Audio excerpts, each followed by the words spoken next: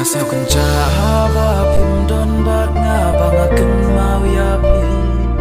sim jangalah kumban pai arliam banga ijok yapi tang yapi bai tang yapi marwe banga ija perte mrepi pati kloi ban iya nga tang na punta kiwe man la kasih bai ban pinga don rengka ngahun kam sim haba ngapet yapi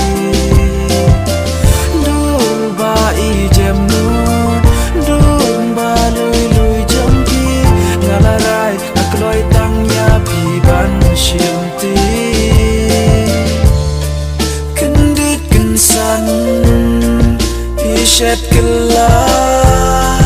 hakapor bangadang mun bapi ijhok yanga umas ngyosi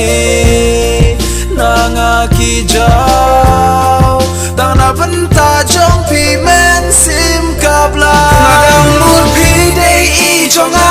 henrei ta shipor pi shet kala shanongan her shanongan le habanga ija pi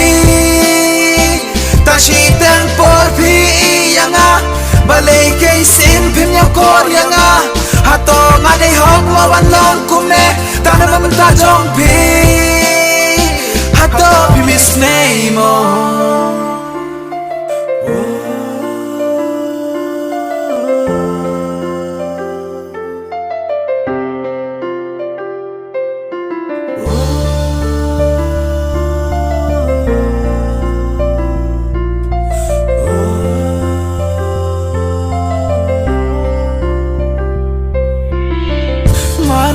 kamit man kasngi ngayam na benta jong pi balay sim balay pishet kelam haba ngalaray kut tang ya pi ban shimti henre shawe kikmat pi oi ngadang mul pi dei I jonga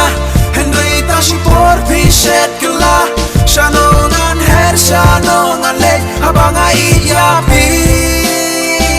tashiten por pi yanga balay king simpim yo koryanga hatonga di hok mawan yang kumne tana benta jong pi hato pi misneimo